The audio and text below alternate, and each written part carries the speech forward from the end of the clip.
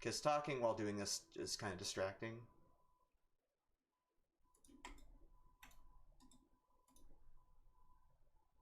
Alright, so you do 5 buttons there as the longest one, and then you move on to round 2.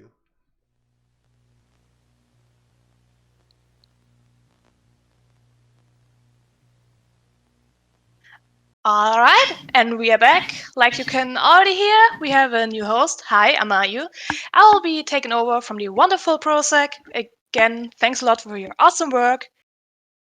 And coming up next, we have Felix the Toy, run by Spaghetti. I'm sorry, I can't talk. But yeah, Spaghetti won't be alone. He actually has HiG2023 games with him to commentate for them. Please, guys, take it away. All right, thanks for the introduction. Yeah, I'm Spaghetti, or Spaghetti, however you want to say it. And commentating with me is going to be the developer of the game, actually, HiG2023, that guy right there on the screen. That's actually what he looks like. Yeah, so he's a developer.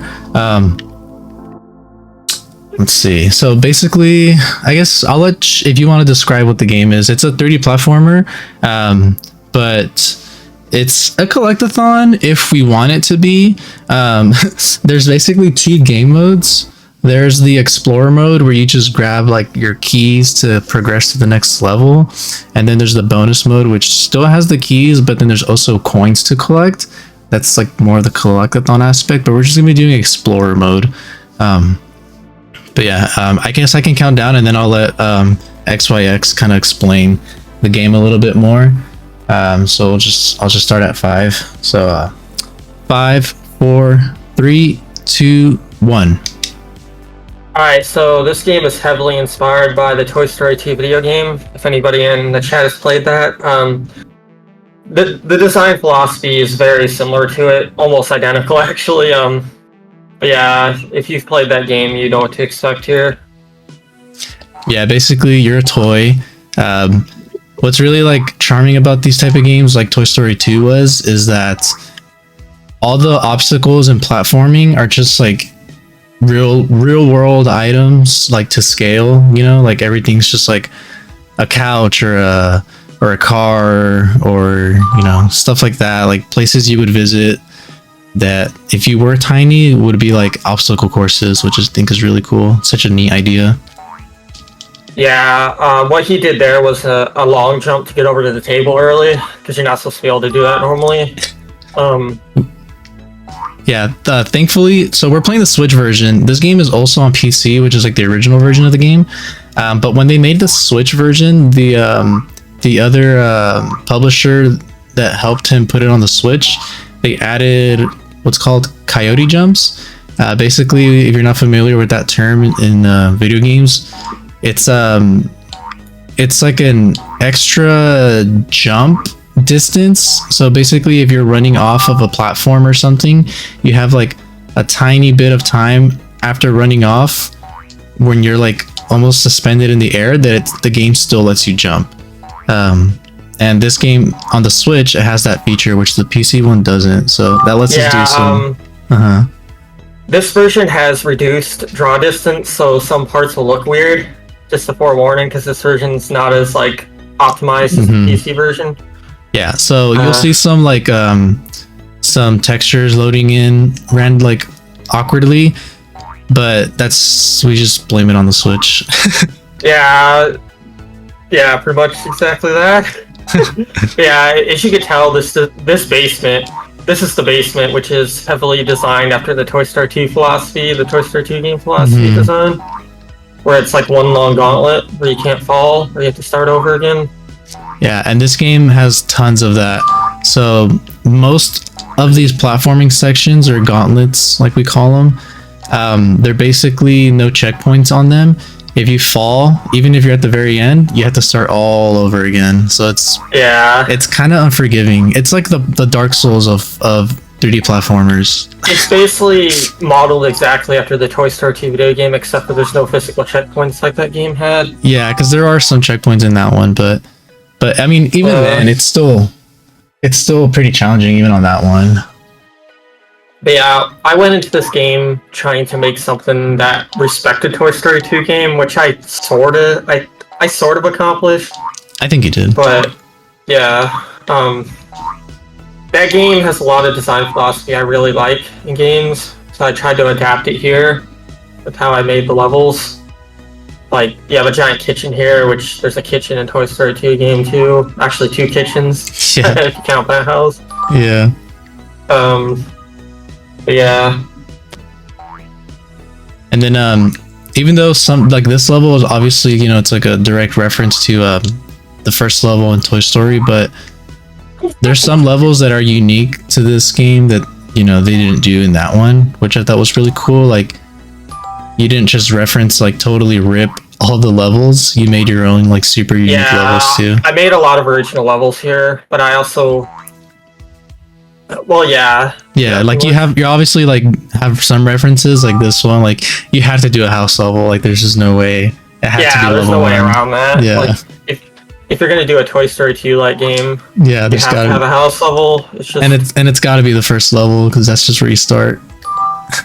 Cool. So basically, once we get all the keys, you kind of saw it there. There's like these little gates, and you only open them or go through them once you have the keys. So we basically. Mhm. Oh, sorry for interrupting you, but yeah, Spaghetti's right. You have to get the keys and go through the end gate.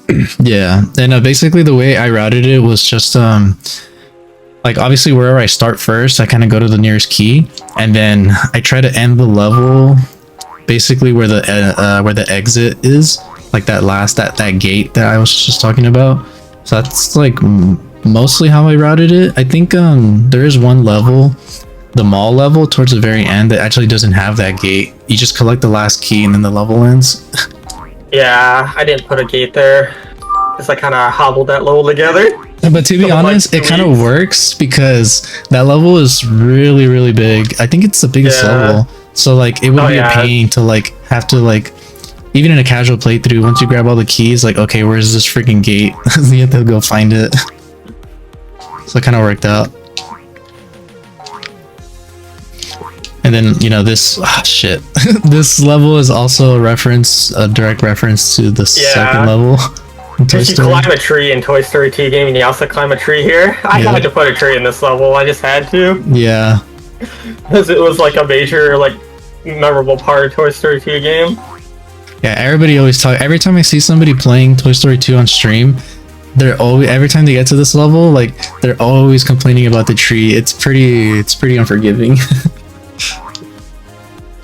This one isn't too bad, even though I did fall, but it's not that bad. Here's a little cool skip. You could just jump directly to that. And then we want to save the keys that were back there towards the end because the gate's back there. So we're actually just going to save those till we have to get back there anyway. So most of the platforming is pretty straightforward. You only have one jump in this game. So it's not like you can do like crazy double jump setups and things like that. But there is still some skips because of the coyote jumps I mentioned. So if you just time some really well jumps, you can avoid some platforming sections, but you still do like the majority of it. Like whenever we do skip some platforming, I would say you're still doing like 80% of it. I think maybe there's probably like 2, maybe 3 keys that we can entirely skip its platforming, but those are pretty rare.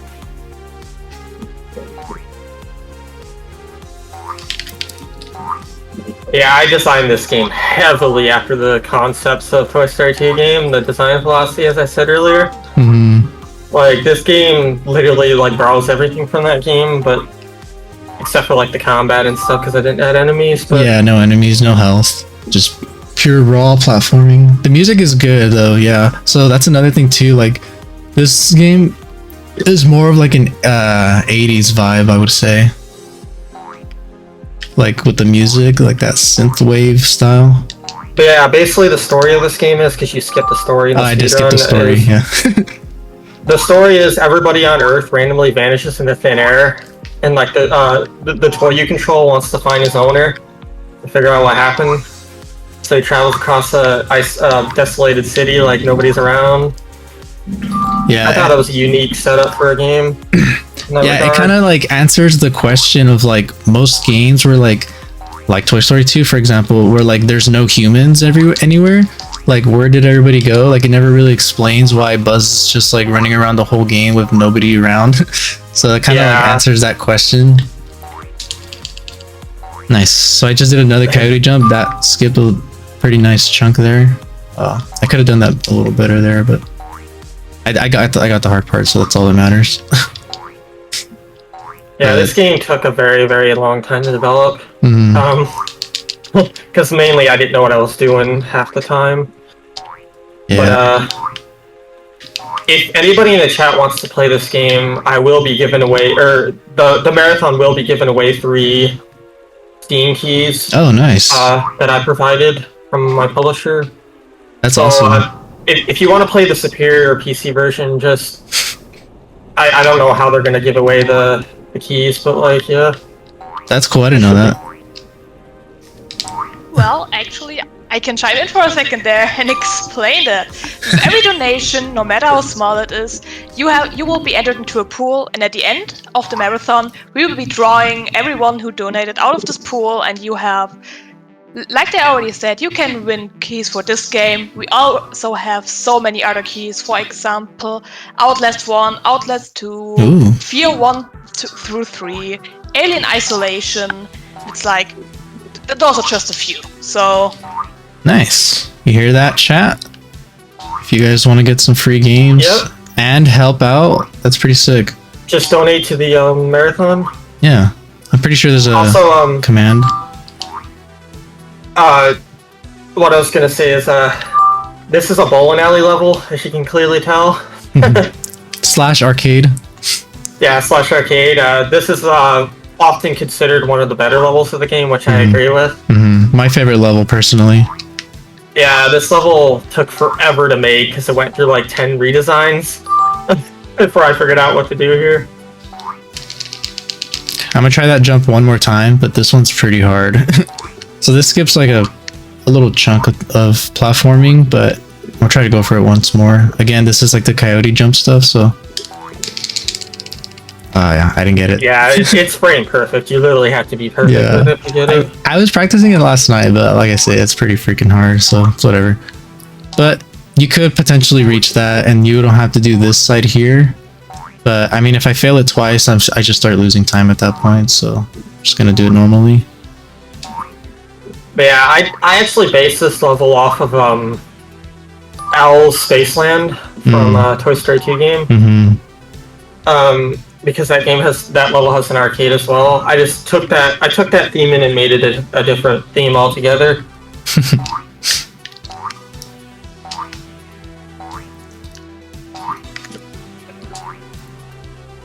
But yeah, this is a storage room where they store all the, the things from the bowling alley that they don't use. Tons of light bulbs. Oh yeah, you fell there. I could just tell. Yeah, what happened there was I was heading towards the little post, and then I was like, wait, no, I can actually just make it to the box. But it was too late. I had already committed to the jump. That's another thing about this game too. Oh shit. Since you only have like a single jump, you can't really like what's it called? You can't like adjust the height of your jump. It's like the same every time. So once you jump, you have to commit to it because you can't really change your direction or trajectory. So if you commit to a jump and you're like, wait, last minute, try to head back, no, you're pretty much screwed there. So yeah, this game's very like straightforward with what you have to do, but I didn't want it to be a complex game. I just wanted it to be a stop it, cat. Your cat. Cool. Speaking of XYX games, Finding Fantasy right here on the arcade cabinet. That's his first game, actually. Yeah, that's the first game I made.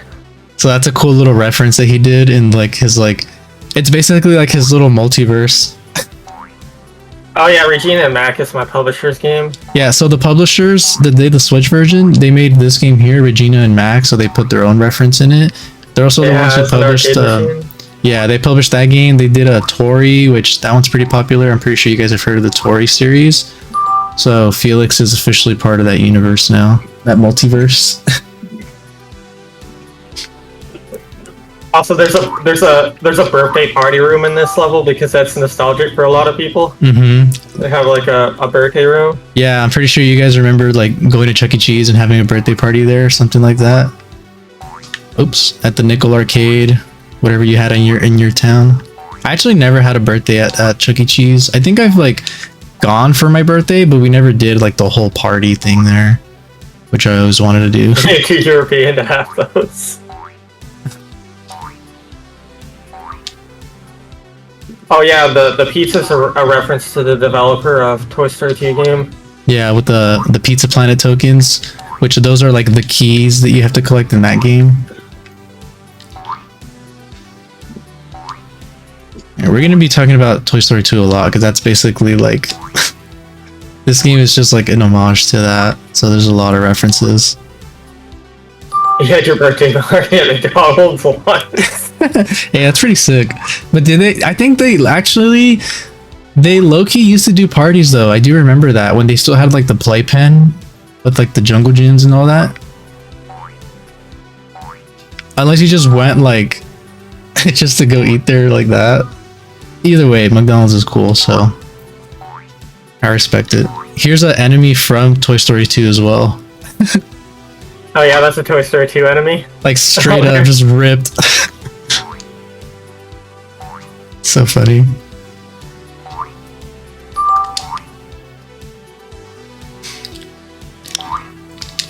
Ah, I was trying to jump back there. I would have to avoid doing this again, but that one's also another pretty tight jump.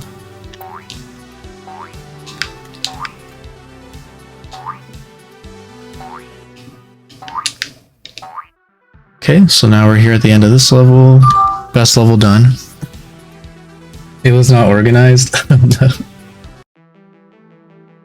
Cool.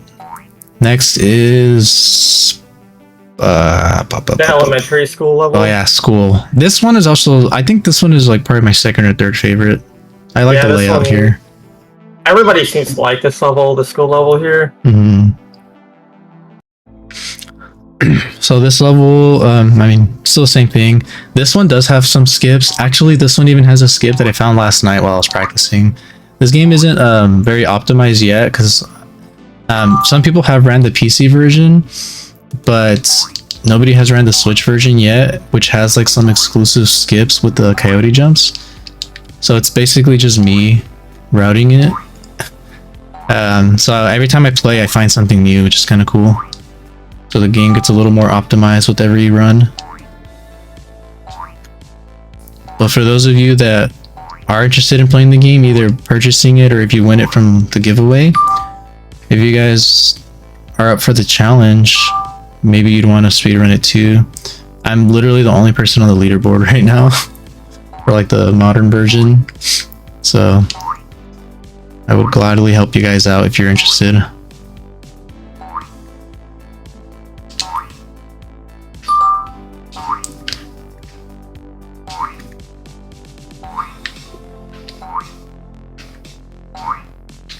Okay, make sure not to fall here so I can make it back.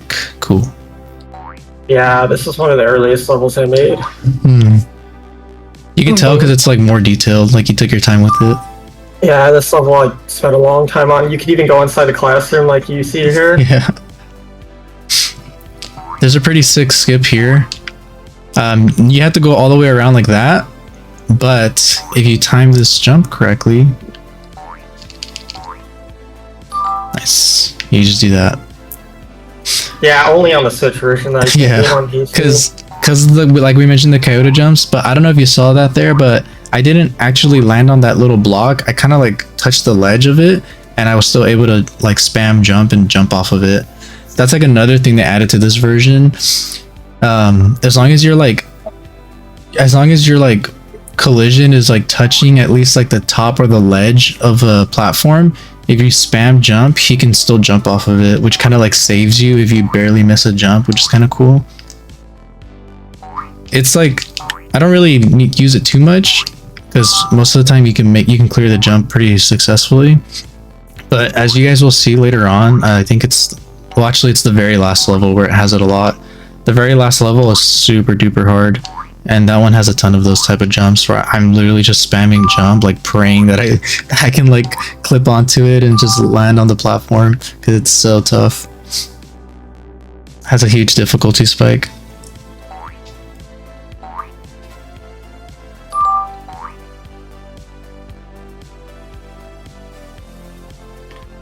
So here's the skip that I found last night actually. Normally we have to go all the way around, but if we jump here, okay, we can land on the invisible platform that's underneath us, and we just like skipped half of this section that's in this room. Yeah.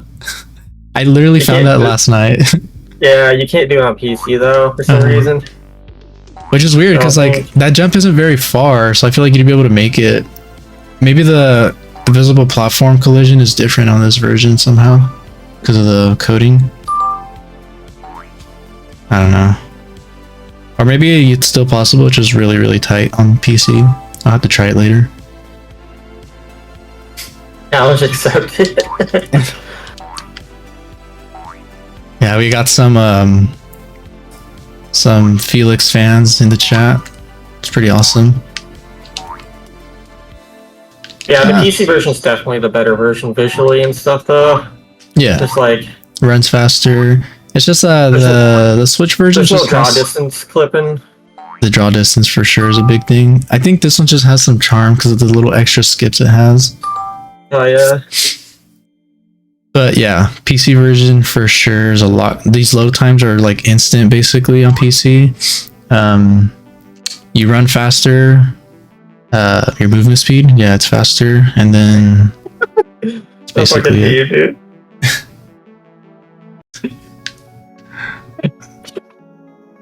Freaking chat. This level feels unoptimized in my opinion. I can't really figure out how to do this level quickly. I feel like I do a lot of backtracking here, which, what the heck? I just fell through that. I feel like I do a lot of backtracking here, which I can clean up, but I just haven't sat down and tried to switch it up yet. So I'm just gonna do what I'm used to in this level.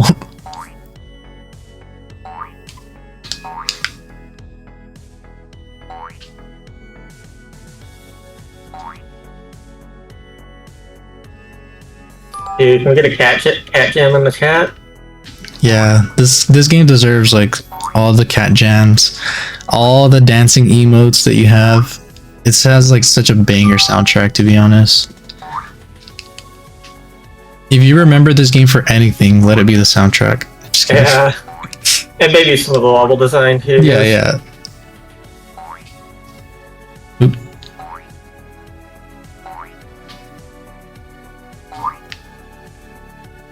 I mean, I think what gets stuck in my head more than the music sometimes is the freaking boing sound every time you jump.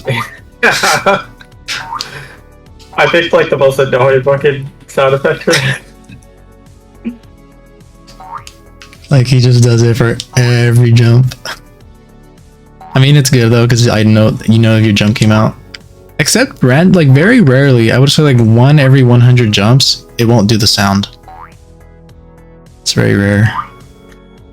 And most of the time it's when I do like a coyote jump, like the game didn't register it somehow. Yeah, you can't jump from there. I thought I did it before, but I couldn't remember. Okay. I think we just have 1 key up there, and then we can go to the later half of this level, the bathrooms.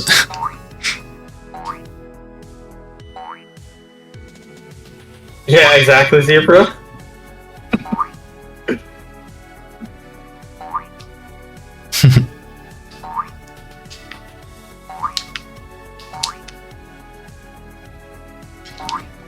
Yeah, this level just feels very like unoptimized. Like I feel like there's too much backtracking going on. So maybe maybe if I go in this section first, then I do the other half that I did first. I don't know. Maybe that'll clean it up. This is the last level I made. It's like. Oh really? Oh, it was. Yeah. Yeah, I initially scrapped it out of the first pool of levels, and I'm like, hey, I'm making new levels for this. Might as well just throw this level in because it was I remember gonna be in the original roster anyway. So because I played this originally on the PC before the Switch version came out, and then you updated with this level, and I never played it until the Switch version. So my first time playing this level was on here. So I don't even know how to run this on the PC, like how much faster it is. Yeah, this version has a lot of clip-in plane issues. There's none of this in the PC version. It's all rendered in all at once. Well, that's why we're running the Switch version at this marathon, right? Yeah. If this was beautiful games marathon, then we would be doing the PC version. You also move faster in the PC version. Super optimized. Like even though there is more skips in this version, I think it's the PC still comes out faster because of the load times and just your movement speed. Oh yeah, PC version Still beats it out. Easily like 5 minutes faster than this. Yeah. If not more. Like at least 5 minutes. Like usually by the time you get here on Switch, I'm already in like almost level 7 Yeah. in the speedrun. Yeah, he looks like he runs like pretty decently fast, but yeah, if you compare it side by side with the PC version, it's like no contest. He's freaking zooming. Yeah, this is the second and final bathroom of the game, because I wanted to add a second bathroom section. Because you like hop on the stalls here. Yeah, that jump always scares me. I'm gonna go for that one. That is true, yeah. Because N64 games did that, PS1 games. Yeah, I feel like if you had a fog, you know how like most games had like the fog to like hide the pop in. I feel like that would make it look more decent because you wouldn't be able to tell. Actually, this does have fog. They just removed it from this version. Oh, really? Because fog takes more rendering power. In Makes sense. terms of modern engines, it does. So like we'd rather just do the pop in instead.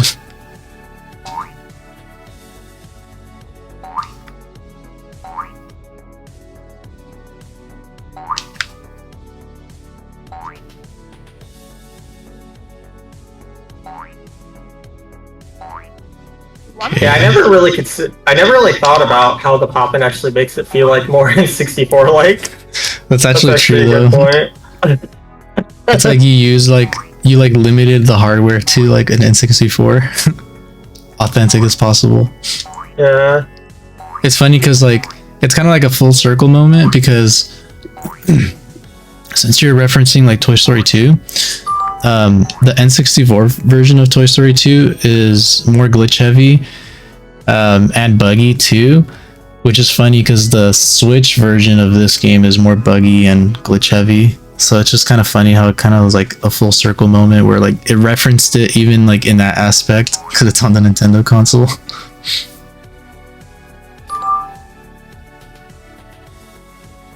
One question I always ask myself, when you're a developer of this game and you don't intend to go somewhere too early, like for example with the table in the like first level it was, or the second one, like how do you feel when you like build this whole level and then people just skip most of it because they found a huge skip for the level? That makes you feel really bad. I'm not gonna like sugarcoat it. Like if you spend weeks, because every level this game took me over a month to make. So like when people skip it, it makes you feel really bad. But that's, I suppose, a normal reaction maybe. Yeah, and I know like XYX, he did struggle with that for a long time when the game came out and everybody was like finding skips. Like as a speedrunner, it's fun, but yeah, as a developer, it does feel pretty like annoying to have that happen because like you mentioned, you work forever on it, and then it's just like you didn't even try it. But I know that at one point too, like XYX, like he was how do I get over there? He was putting a ton of invisible walls, which thankfully he did get rid of most of them, but the game was like plagued with tons and tons of invisible walls. Oh yeah, this game might have the world record for that. Yeah, so you would think like, oh, I could jump here, boom, wall, and now you have to start all over. That's a good question, though. That's a very good question. I think her question actually is important for developers that are watching this, perhaps, because like it's okay to have skips in your levels, Also, I didn't even know you could do that. Yeah. But it's okay to have skips in your levels.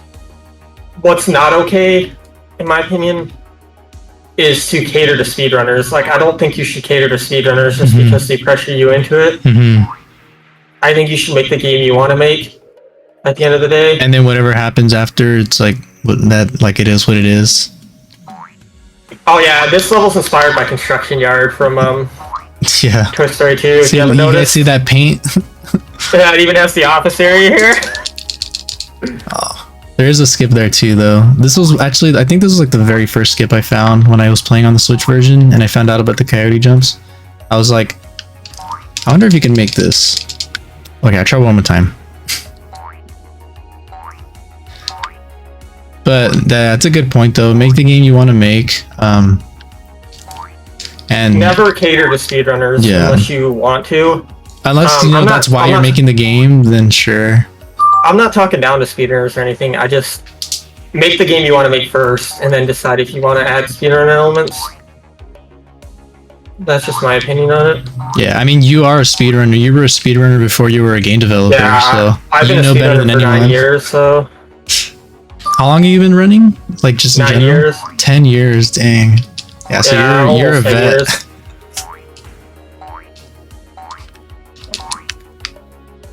Yeah, I'm getting pretty old now, so I'm at that point in my life where I wanted to make something more people can remember it years from now.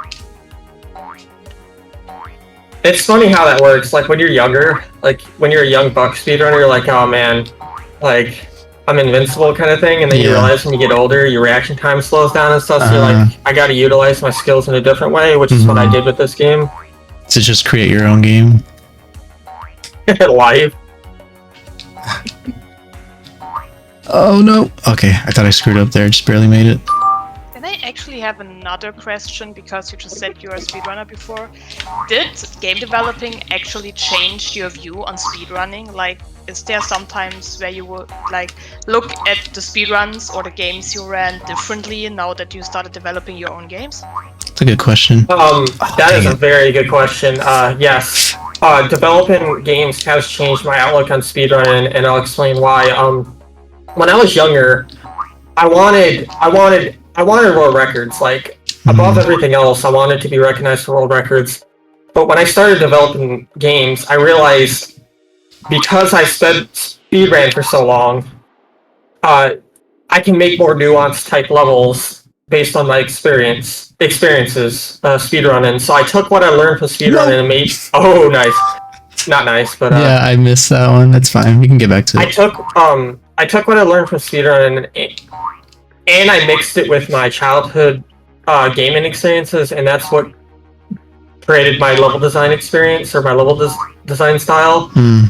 So that's a very good question. Speedrun did in fact help me in that regard, because it helped me figure out how to make levels and how to make them fun and make them memorable. Because my main goal of making levels was to make them memorable.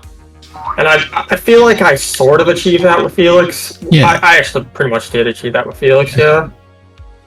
I mean, and then now though, like she mentioned, when you look back at like other speedruns you have done in the past, now as a developer, do you see them differently? Do you also feel like, damn, the developer party hates me like the way I get mad when somebody skips my stuff? Yeah, like I do not like it when people skip my levels. I'm just gonna say it. I don't like it.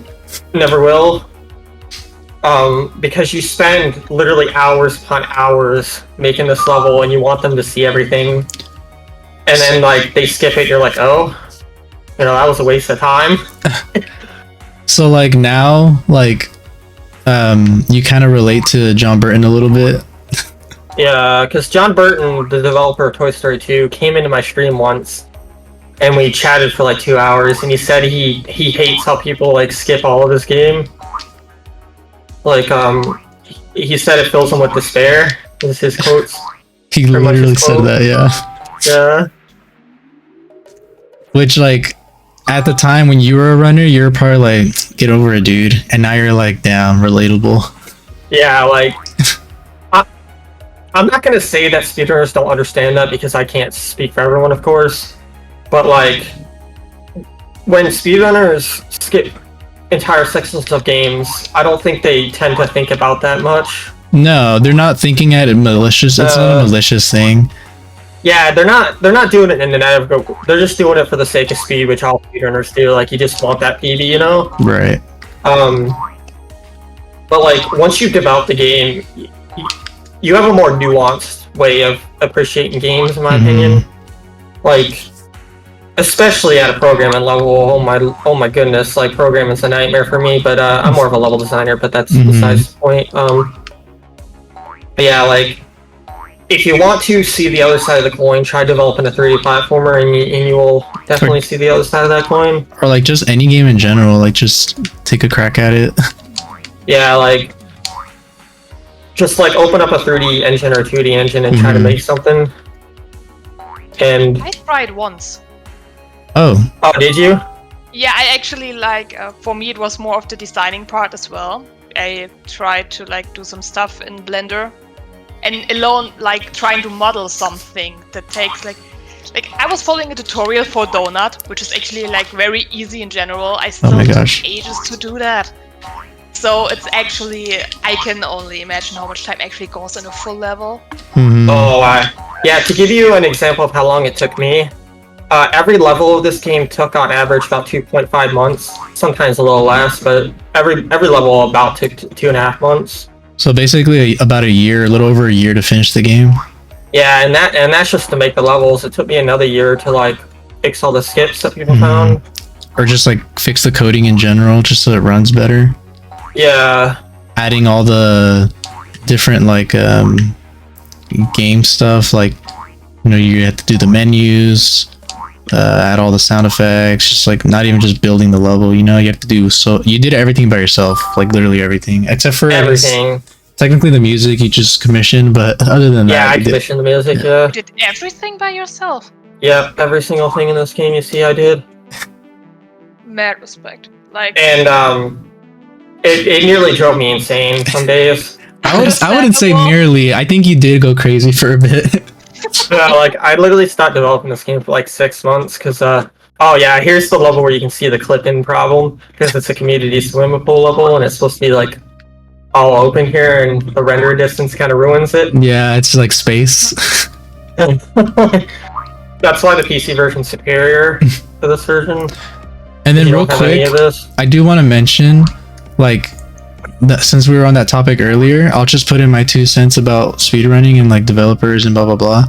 Like, I think the way I see speedrunning, this is my philosophy. Like, a lot of people think that like developers too, like, oh, you speedrun the game, like you don't care about it, like you're like, it's like messed up or whatever, right? Like you were saying. Yeah.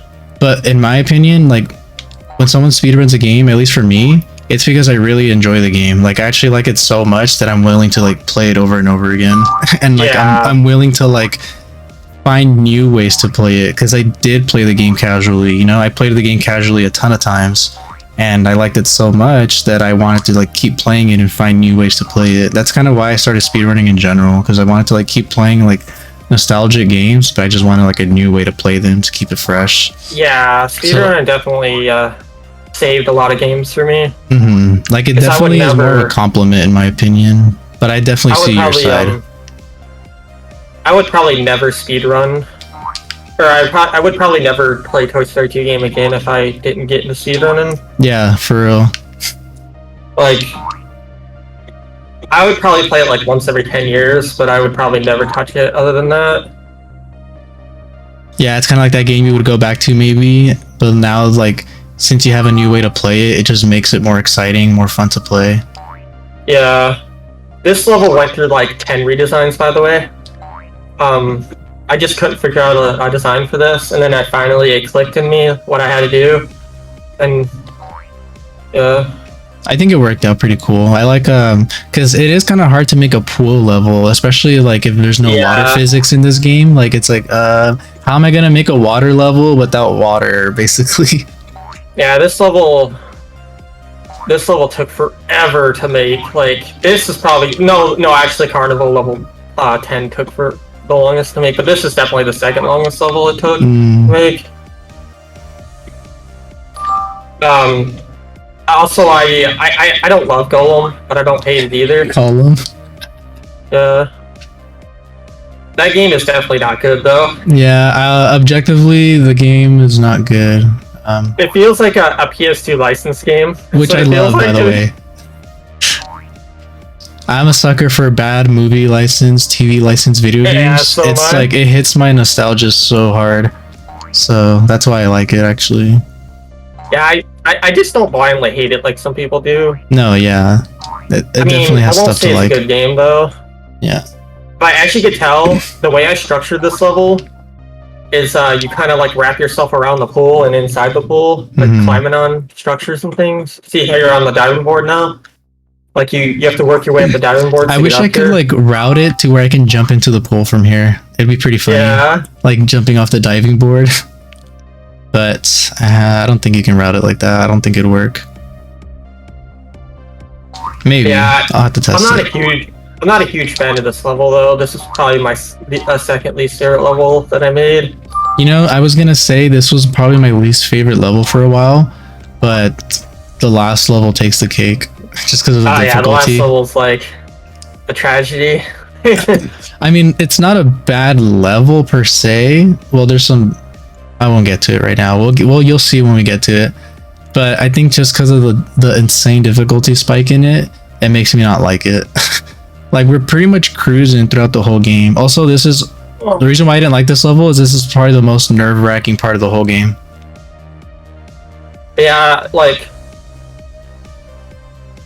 I'm literally holding my breath right now because I don't want to fall. Please breathe again.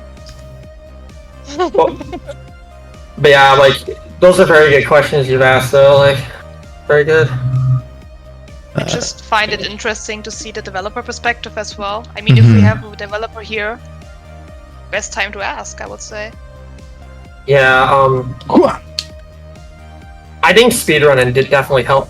Oh, that was close. Dude, every single time. I felt like I even ran extra there and I still barely made it. It's freaking terrifying. Oh yeah, fun fact about this room he's entering, the locker room.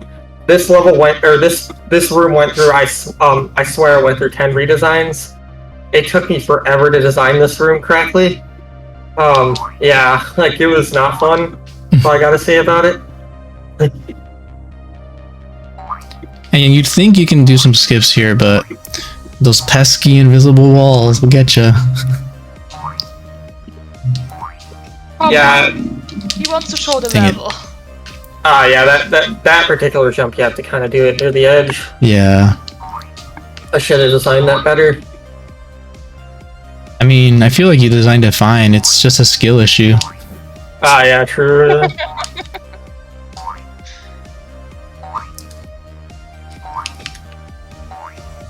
There you go. Yeah, I mean, at least it's a unique idea. What 3D platformer has a locker room gauntlet? Exactly. You really like thought outside of the box for like all these levels.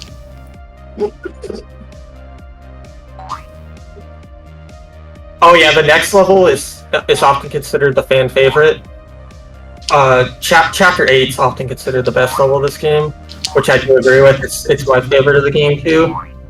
I really feel like truck stop level. It really showed off what I was trying to go for with this game. Like, it's crazy because there's like some sections of the game where it's like you can just feel like, oh, this is exactly what you were trying to do. Like, I get it. You know what I mean? Yeah. Like, I think it flows perfectly. Truck Stop was one of the few parts of this game where I felt like I achieved what I set out to do. Which is a miracle because I blindly developed that level, designed the level. I didn't plan it. I just fucking, sorry for the language. I heckin' threw it together. You just like did it on a whim. Yeah.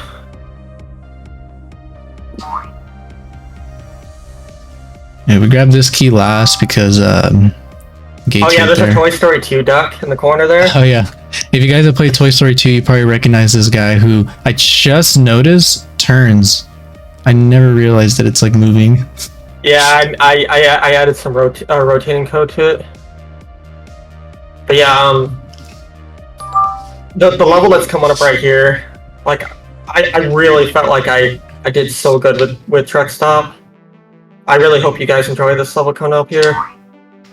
Also, we didn't mention, but this overworld is like a Monopoly board, like Candyland type board game.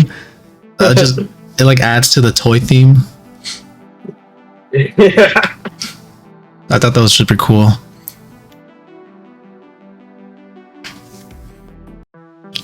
So that Can we get a cat jam in the chat? This is the song. You could tell you like this song so much because you even used it for the trailer. Yeah.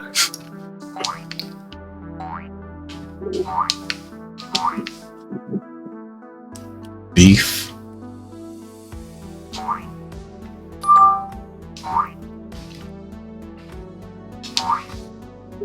Lots of beef and candy. What everyone's diet should be, to be honest. Yeah, I like how you go inside the trailer and like platform on the goods. That's such a genius idea, in my opinion. I'm definitely gonna remake this level one day in a second game. This one, the routing for here, I kind of don't remember. Oh, okay, actually, I do remember now. Yeah. I spent the least amount of time here only because I couldn't find any skips here in this level. So like I was like, oh, I'll just play casually, right? There's nothing crazy here to practice. So the routing for this one is a little hazy. Oops, it's fine. And then this way.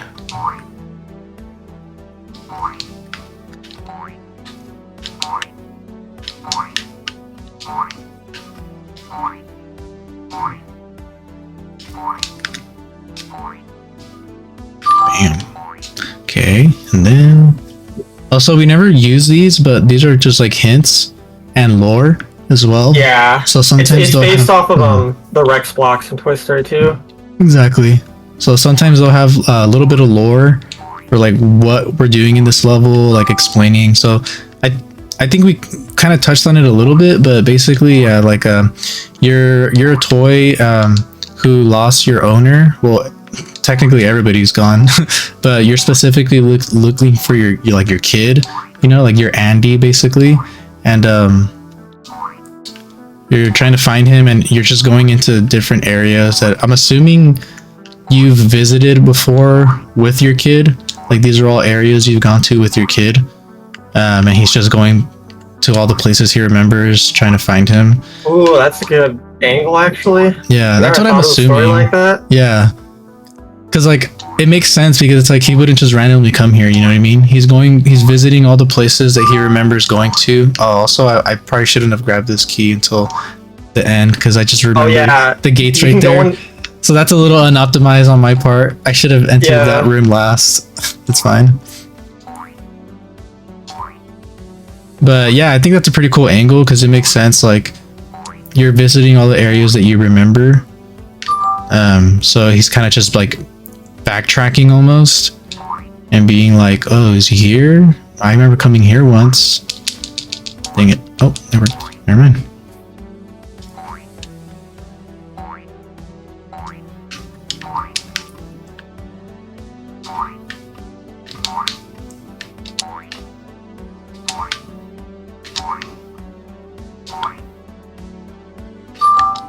Okay.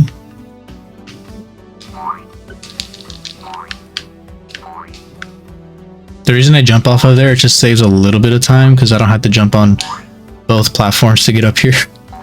Just jump straight up to the second one. It's like a tiny little baby optimization, but it's like free, so might as well go for it. Yeah. You can also go inside the diner of this level, which is what he's going to do next. Mm-hmm. Also, I think you're missing. No, you're not missing. No, you are missing the key. Am I? Yeah. Because there's only 2 in here. 1, 2. Where is it? You'll figure it out. Do you already remember which one it is? I don't remember which one it is. You don't know? What the heck? What did I miss? Oh, I know which one it is. It's the one underneath the truck by the wheel. Oh yeah, I forgot about that. I always forget about that one. It's just kind of hiding. That's fine. Brother. Oh my gosh. Come on, Hitbox, where are you? I know. You don't have to reference Toy Story 2 that much. Come on, man. Hitboxes in there suck for the coins. Yeah, this is definitely the best level of this game by far. Yeah, see, I always forget this one here. It's just tucked away. Yeah, and then ideally I should have done the key that was up here last and then gone here. Also, that's a reference to the next level up there. The circus. Kind of. Oh no, it's not the next level, it's level 10. Oh, it's further up. It's not a direct reference then. But it is kind of like a little hint. Yeah. The next level's a grocery store, because I based this off of Al's Toy Barn. Also, the name of the store and like the face that he uses, I don't know if we should mention it, but yeah, it's literally the developer of Toy Story 2. But yeah, I did not get this person's permission to do this, so whether or not that's ethically correct is up for people to decide, I guess. Yeah, the Toy 2 developer just casually on like packages of food and beer. Pretty funny. I thought it was freaking hilarious. Like I could not stop laughing when I just saw his face. It's just like a random like Google image of him. It's so funny. And it's so funny because it's just everywhere. It's not like at the entrance or something. Like you plastered it all over the place. Yeah. It's so funny. So yeah, this level has massive rendering issues on this version, which doesn't exist on PC, obviously. I think it's just because there's so many items. Like there's so many like objects in this game or in this level. Yeah. Here's a little mini skip I showed earlier. Yeah. Just avoids like some boxes. Those boxes at the beginning right there.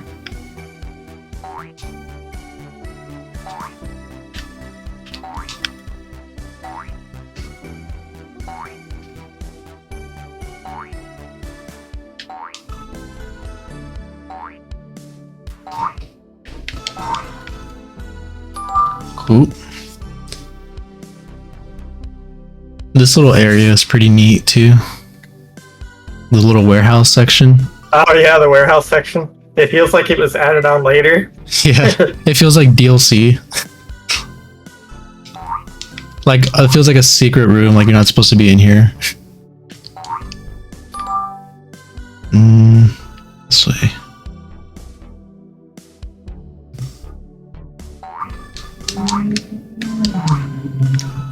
So someone in chat asked if he saw that when he was in the stream. So when John Burton was in XYX's stream, it wasn't for this game, it was for Toy Story 2. Yeah, it was like years before. Yeah, before he even made this game. And he never came back. We have never seen him ever again. Out of all the Toy Story 2 runners to run this game, nobody has ever seen him pop up in chat again. We almost thought he was lying for a second, but then I forgot how, but we found proof that he acknowledged you. I think it was on Twitter. He like tweeted at you or something like that. It's pretty funny.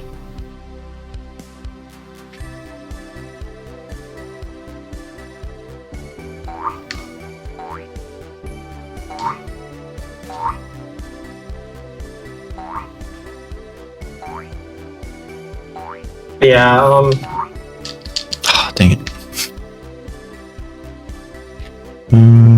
Yeah, the rest of this level... Not a lot of people know this, but John Burton has a weird disdain towards the Toy Story 2 game.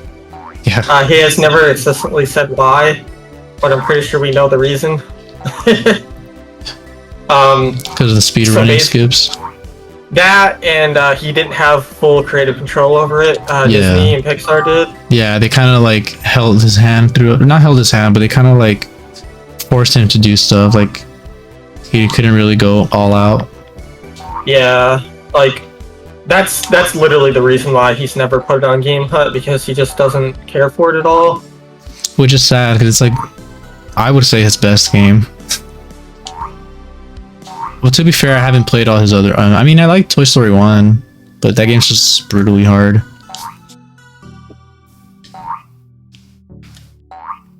And I haven't played his last one. Oh yeah, the Lego games. No, not the Lego games. Haven. Oh yeah. Yeah, that's his last game that he put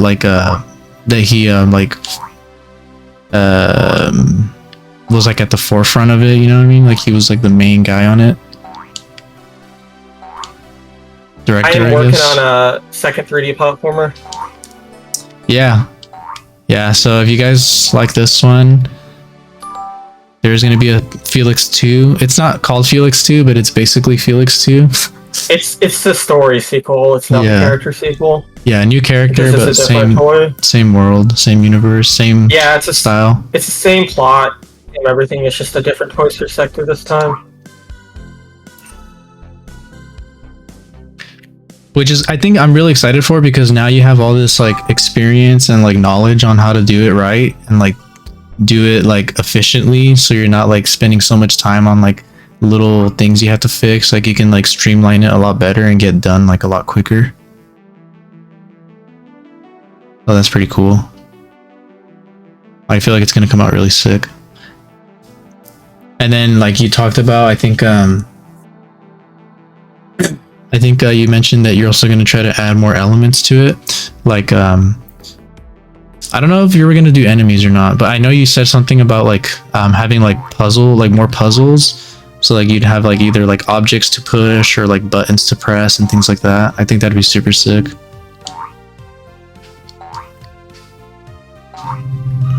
Enemies would be cool too, but this game doesn't really need it, to be honest. Just for your information, they aren't ignoring you. They're just muted right now, so probably something. They're trying what? Sorry? They are muted right now. Oh, no worries, no worries. Yeah. Do you think they're ignoring you or something? No, you're good, yeah. I kind of figured. He popped out for a second. It's all good. If you've got anything to ask or something like that too. I think this level's pretty straightforward. We're just kind of... Actually, one thing I am wondering, what other games are you running apart from Felix the Toy? So surprise, my main game is Toy Story 2. Shocker, right? But other than that, I'm actually running that one at another marathon in August. It's going to be for License-a-thon, which is a pretty cool marathon. It's basically all like movie, TV show licensed games, which are like my favorite type of video games for some reason. Said that before, like this very bad movie, TV show license. Yeah, I love them. So that one I'm super excited for, and I'll be running it there. But I just recently completed my first run of Donkey Kong Country, and I did 101%, which is basically 100%. That game is very, very difficult. I learned, it took me, to be fair, I wasn't just like consistently playing that game. I would just come back to it here and there, but it took me overall about 6 months to learn the route and about 2 months of just attempts before I finally finished the run. It's very brutal. Yeah, like especially in a game like that, I can imagine learning the route actually takes ages. Yeah, like if it's that, like, I mean, if it was a different category, like any percent or or like the all stages percent, where you just enter every level but not necessarily have to do 100%. That's what took up so much time. So that game was really difficult. I'm glad I finally finished the run for it though. I think next I'm gonna be learning Gollum. We mentioned it earlier. It's a licensed video game, you know, kind of my forte. But yeah, I'll be learning that one pretty soon. It's a very new game, so there isn't really much or anyone playing it right now, except for like maybe 2 or 3 of us. But we've been finding a lot of skips for that game. And there's a lot of glitches in it. It's very glitch heavy because the game it's bad, but there's a lot of clips in it because it wasn't very optimized. Like they didn't really build it that well. So we find a bunch of funny clips and out of bounds and things like that. And you can like deload the level in some sections by like saving, going to the main menu, reloading the level, and then for some reason the level just like deloads. It's pretty funny. So that's going to be my next. Even reload if you like reload the game? Is that like also part of? Yeah, so it's really weird because like that's something that would happen. Oh, welcome back. That's something that would happen to someone playing casually. Like I can totally see someone in the middle of a level just exiting to the main menu for whatever reason, and then trying to come back to it immediately, and it's just like, oh, the floor is gone. So I thought that's pretty funny that they just left that in there, and like they didn't catch that, But I mean, the level does reload if you die, or if I think if you reload it again once you're in the game, instead of going to the main menu, it'll fix itself. But it's a pretty funny glitch that we found early on. Yeah, I can imagine. Like, I can also imagine just playing this game casually, and like, this is something that actually happened to me before. Like, I just want to save the game and then hit go to main menu, not reading correctly. Yeah. So, and then you go back, you want to play, and then suddenly, where's my floor? Exactly. Yeah, I think it did happen. I want to say we found it because somebody was playing casually and did that by accident. And then we kind of started messing with it, trying to replicate it. And we're like, oh, you just go back to main menu and voila. It doesn't work with every level, to be fair. Also, I'm going to give up on this trick. This trick is very hard. I don't think it's working, bro. I should have practiced it more. Sorry for distracting you. No, it's not you. This is probably like the hardest one out of all of the coyote jumps that I do. It's pretty difficult. I'm just gonna warn the chat. The next level after this is the worst level of the game for me. I do not like it at all. I regret making it. You can still patch it out. That's true. The game's not. I mean, the Switch version's pretty much done though, but PC is your baby. You're true. Just patch it out. Oh. Yeah. Oh, the next 3D platformer I'm making is going to be like, it's going to remedy all the mistakes I made with this game, or try to. This is something I wanted to ask. What is like the biggest point you can take away from that game that you will take forward forever now? The lesson I learned, is that what you're asking? Like, what's the biggest point to take, like, from that game? Yeah. The biggest lesson I learned from that game to take forward is always believe in your heart. Don't design anywhere but from your heart. Always do it from your heart. Don't do it from anywhere else. Like, if you design a level from your heart, or from like the very best you can do, you won't have any regrets other than like occasional few things. But like always do it that way. Yeah, it'll always be something that you're proud of, basically. Like you'll always be proud of it. And don't only listen to criticism. Even if always listen to criticism. Don't listen to haters. Yeah, there's a very distinct like difference between the two. Like you can tell when someone's just hating and someone's like genuinely trying to help. Yeah, if somebody's giving you advice on how to improve the game, always take it into consideration. But if somebody's just randomly hating the game with no reason why, don't listen to them ever.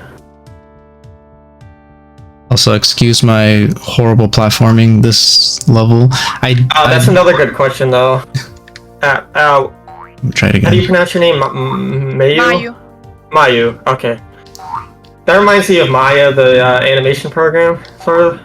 But, yeah, almost the same. I mean, you change one letter. Okay. I don't do this section the intended way, so that's why I keep falling, because I just used to practicing that jump instead. So, bear with me. Yeah, that's a very good question, though. Always design something how you want to design it, and don't let people like pressure you, or like don't let them like try to tell you how to do something. Only with like obviously criticisms, but like if somebody's like backseat deving you, just ignore it. Because like it's not going to help you by like using other people's like ideas and stuff, unless that's like positive criticisms. But like if somebody's like trying to like tell you how to make something, just like don't listen to them, because like It's not their game, it's yours at the end of the day. Like even if what they're telling you is technically better, like just don't do it, because like you're betraying your heart if you do that. God. Yeah, bear with me, guys. This section is like killing me right now. This is what it would look like if I would try to pick up the game. So I better not do that. You can't do it. I'm dying here. Oh no, yeah. Like Thermal's absolutely correct. There is 100% value in listening to what your player base has to say. Like 100%. I think I'm better off just trying to do this again.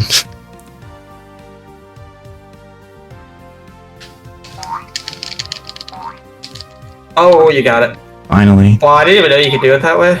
Interesting.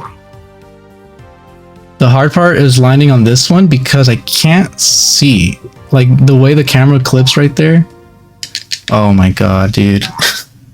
The way the camera clips there, it's like very hard to like see where I'm landing. That's like my only pet peeve with this game. Is like, sometimes it's hard to see where you're gonna land because the camera like jumps around funny. Which you can kind of control, but not really when you're in midair. My cat's in the room. She is a Bengal cat. You know those wild breeds? Look like leopards.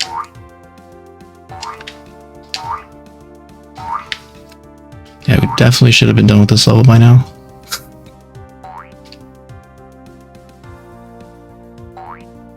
It's okay. I actually went a little overestimate on my time. I wouldn't say little. I went pretty overestimate because I knew that I would have issues. Just do it the cash away, dude. Don't try to keep doing that. I don't want to keep the marathon man. The thing is, the casual way is also pretty difficult. Oh yeah. That's the only reason I kept going for it. Point. Like if this was like free, I would just do it. But see that, like that camera issue, like I'm trying to line myself up and then it's just like, it's like, nope, can't see. Okay.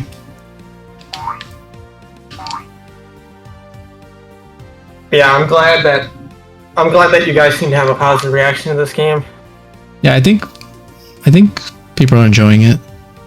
Like it's definitely a scuffed game, but I made it with all like my heart. I didn't like sugarcoat anything. Yeah, you can tell though. You can tell it like it definitely shines through. And then the draw distance really sucks in this level. This level's really beautiful on PC when you can see everything.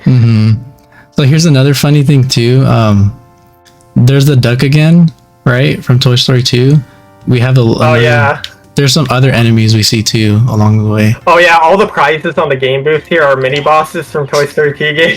Yeah, so we got the spider from the elevator level. We got the dinosaur from Toy Barn. It's pretty funny. Yeah.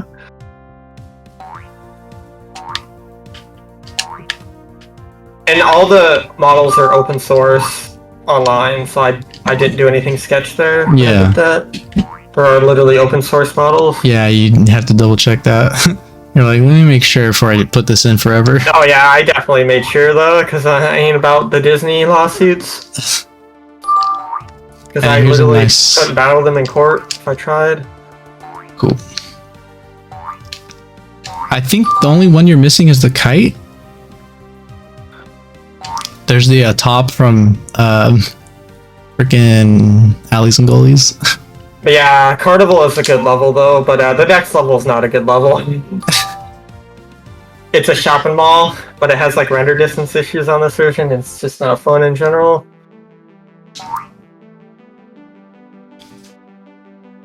Go.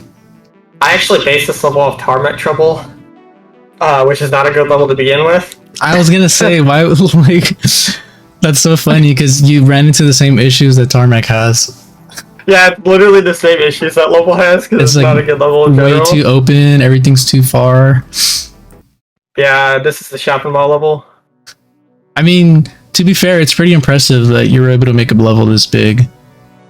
Also, a Buzz Lightyear reference to Infinity Video Store.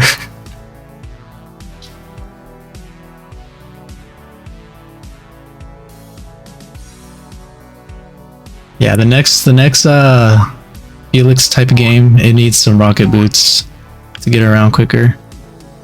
Don't remember if I can make this jump. Nah, you can't. Yeah, I'm not gonna go for it. I'll just do it up here. This one for sure can make it. I remember when I first played this game casually, I spent like almost an hour in this level because I could not find that key. That key that I just grabbed. It took me like legit an hour to beat this level because of that. Well, one, I kept falling off of this, but also I couldn't find that key. So that was super frustrating. Also, I dedicated this level to my friend Andette, who's in the Toy Story 2 community. Mm-hmm. Yeah, Andette was a big guy in the community. Taking a hiatus right now, but hopefully he'll be back soon.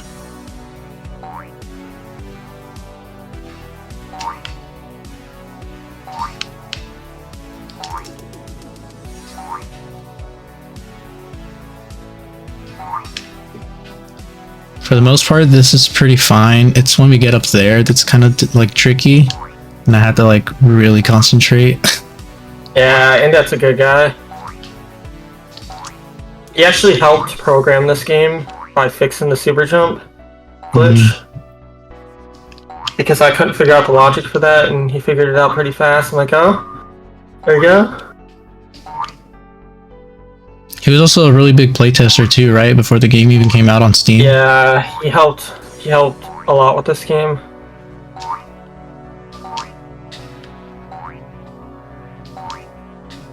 Yeah, this level's really big, as you can tell. This level took about 4 months to make, 3 months total. Because I gave up like halfway through the level, and then I just like picked it up later. I remember that. I just couldn't figure out what to do here. You were like really close to just scrapping it. Yeah. This level started out as a roadside motel, which I really wish I would have made instead. I mean, the nice thing is that you can make it now with the next one. Yeah, I'm definitely making the motel level in the second game. That's a little small skip. I'm also gonna redo this level as a different layout. Oh, you're just gonna make a second mall? Yeah. Is it gonna be still mall, or is it gonna be like... No, it's still gonna be mall. It's just gonna be different design. Mall 2. Yeah, Felix The Toy. But it's not gonna be called like Felix 2. It's... Yeah, we mentioned it earlier in the stream, but it's a new toy, same world, same universe. New POV.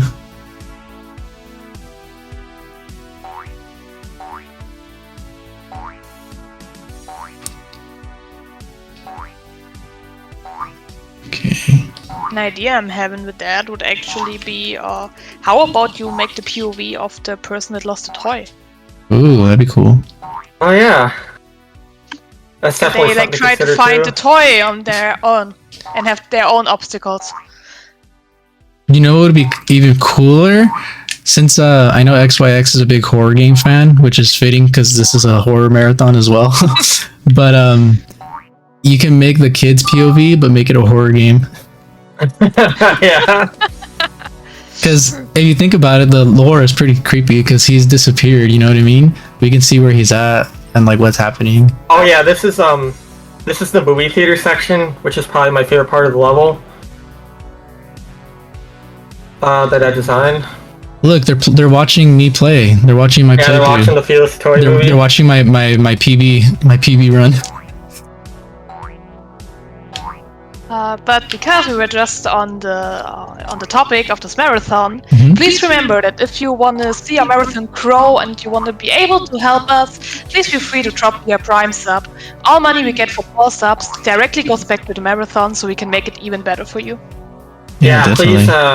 Please donate to the marathon. I won't mention that again, but yeah, it's a good cause and just everything.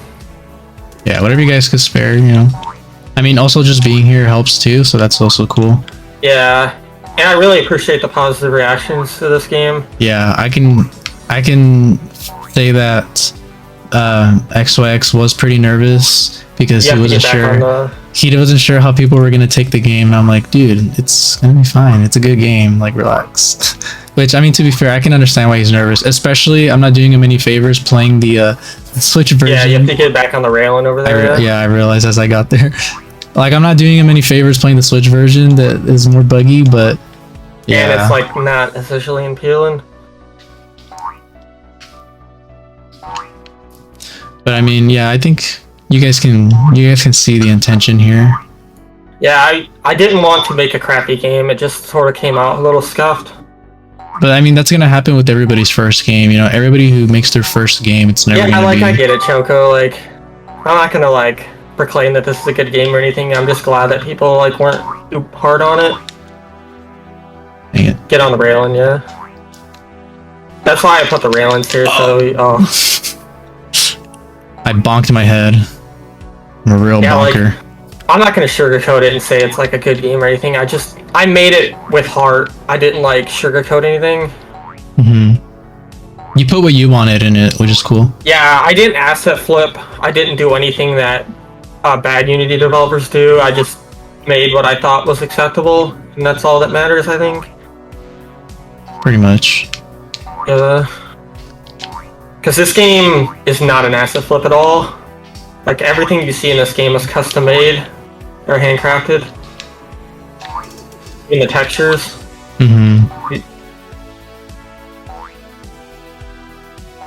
Well, the music's asset flipped, but I actually had to pay for the music, so it's technically not. I mean, that's the only, like we mentioned earlier, like that's like the only part.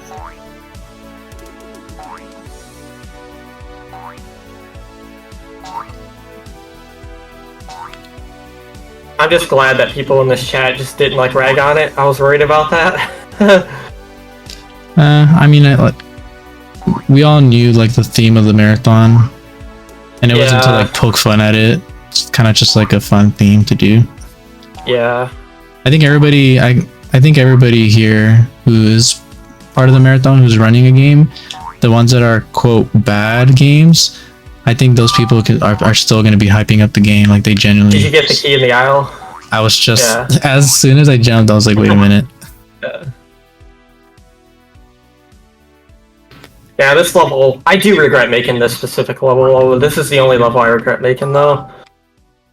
Every other level's, like, passable to me. But this level, I just feel like it could have been better. Overall. Random invisible wall. Well, I had to put invisible walls there because you could just skip it by jumping under the chair.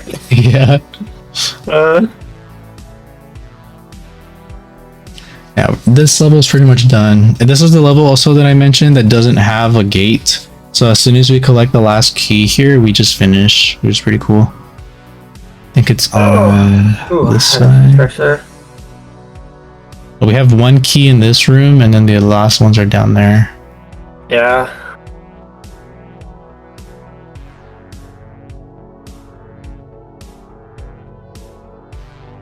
Yeah, but I like this game. I think it's neat.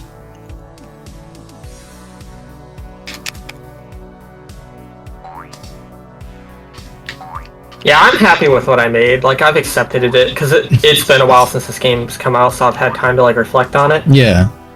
And I'm happy with what I did, even if it has problems like this level.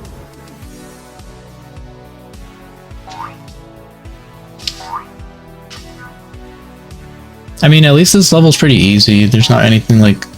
This level's pretty simple. Like, there's nothing broken that'll make you rage. It's not that freaking carnival level with the cyclone thing, or whatever that ride is called. I forget what that ride is called. The UFO. The Singularity 1000. Singularity, yeah. I based it off the Gravitron ride. Real life. Like, as soon as I saw it, I knew exactly what it was referencing. It's pretty funny. Yeah. I freaking hated that ride as a kid though. It always made me want to throw up, and it would give me like a migraine. Yeah, that game made me sick a few times. Oh, that ride made me sick a few times as a kid. I think it's your inner ear, like the rotation in your inner ear, I think. Just feels like my brain is getting like turned to mush from spinning so fast. Yeah, G-forces and all that. Yeah, I want to thank the chat for the positive reaction, so that means a lot to me. Because I've struggled in the past with this game, like with how I view this game. But I do appreciate it though, thank you guys. Yeah. Thanks for making such an amazing game. Like, even though it isn't like a high-end graphics, it still looks so fun. Yeah, I feel Yeah, like I really appreciate it though. it's cool because like the simplified graphics kind of like add to the charm. Give it its own charm, yeah. Because it's kind of the theme of the game. It's like a toy, you know, and everything's kind of like, it's almost like you're looking at it in the POV of the toy, like this is how he sees things. Like very like simplified.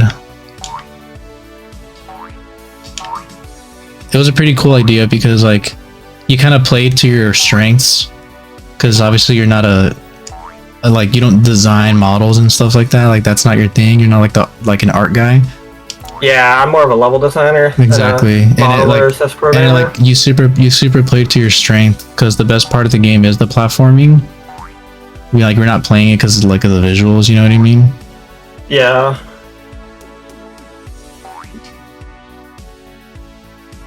And like just like the theme of the game fits, because if you did like any other type of theme, like let's say you were like an alien and you needed all these crazy planets that looked super cool, like that would have been hecka hard to pull off, like to visually.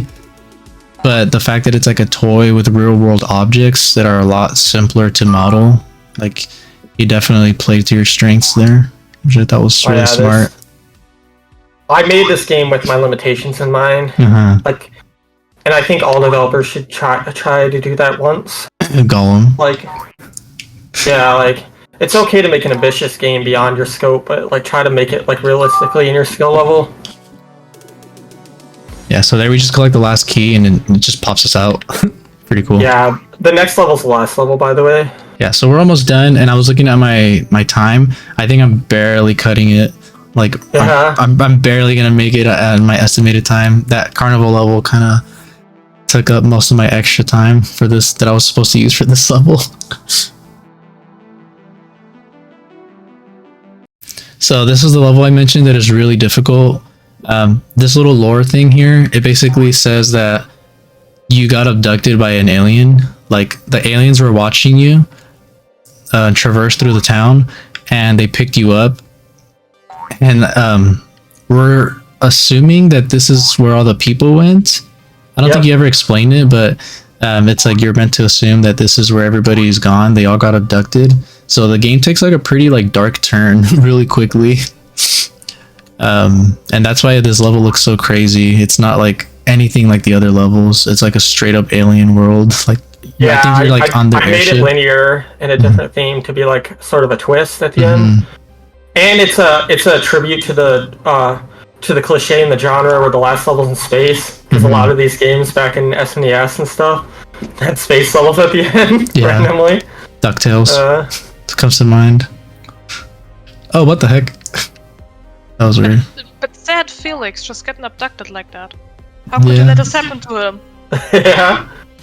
I know, poor little dude. But he's chilling. He's just gonna do what he does best, run and jump out of here. But yeah, like I wanted to have like a tribute to the genre at the end, because you know space levels tend to be at the end of these type of games. And I'm like, why not just make like an alien vessel? Yeah. And it was cool because it's cool because it was already going towards your theme anyways, with like the whole disappearance. Like you had a way to like make it make sense, fit the story. Yeah. I debated what the final level is going to be in this game, and I just decided on this because it just works in the context of the story, because it's paranormal to begin with. so why not have science fiction added to it as well? Because it's funny because like I was mentioning this to XYX last night when we were talking about the game, but this game kind of fits both themes a little bit for the marathon because it has that creepy aspect to it, that little element of like, why are we here? Like it's kind of scary how everyone's gone. It's got this creepy horror element to it, even though it's not like as blatant as like an actual horror game is. What the heck? It still has it there, which I thought was pretty cool. It kind of fits both themes. Oh my god. But yeah, like admittedly, I kind of, in my opinion, like I kind of like went off the deep end at the end, but I just wanted to get this project done. I was just so tired of working on it. Yeah, this. Go ahead. This project like took so much of my life to make. Yeah, but it's cool that it's finally done. So we'll work on other stuff. Yeah, like I made a game after this called Flowfall, which is coming to Steam too. It's an arcade game, but it's, you know, whatever. Another published game, yeah, super cool.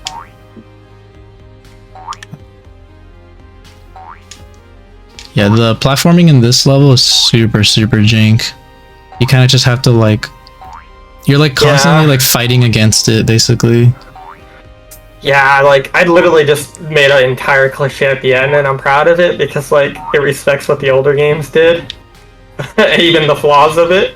Yeah. Where it's just like, even in the older games too, like you get to the last level, like why is there such a difficulty spike? Yeah. But I respect it. I wanted children of this generation to know what it was like for us back in the day. Super unforgiving levels. Is the difficulty spike kinda as if you would want to go from like normal Super Mario Bros. To a Kaizo game? Yeah. It does give that vibe. Oh boy! Yeah. Oh, you haven't seen nothing yet. We're just getting started. So. My condolences. Yeah. There's a specific section in this level that just like, oh my god, it's not even this area, I think it's the next area that just like destroys me, just like breaks me.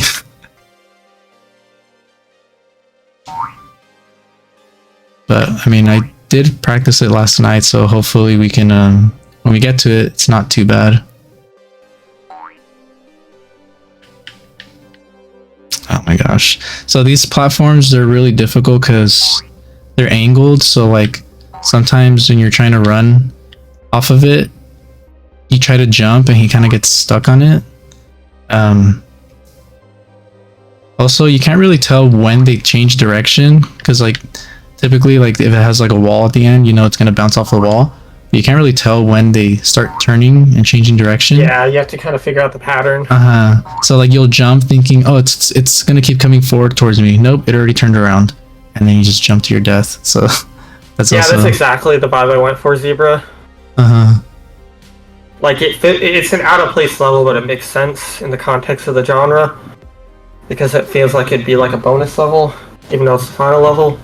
It's just a twist I wanted to go for. So this room in particular is like the toughest room in the level, toughest section in the game by far.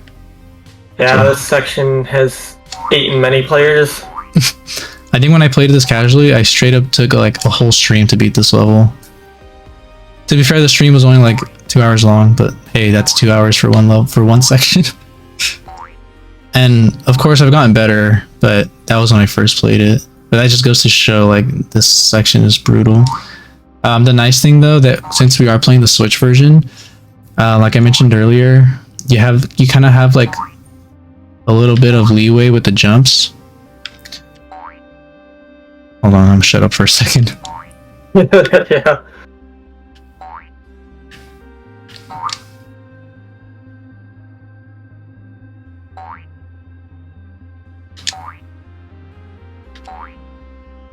Yeah, like Oh, I'm so happy that people seem to resonate with this game a little.